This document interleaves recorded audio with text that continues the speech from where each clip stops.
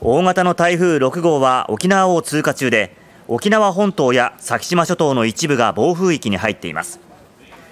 台風は非常に強い勢力を保ったままゆっくりと西北西へ進むため、沖縄では長い期間暴風域に入りそうです。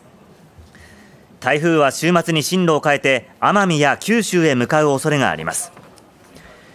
今日予想される最大瞬間風速は沖縄で65メートルと、一部の住宅が倒壊するような猛烈な風が吹きそうです。また沖縄と奄美では波の高さが10メートル前後と猛烈なしけとなるでしょう。暴風や高波に加え大雨も続く予想で、土砂災害にも厳重な警戒が必要です。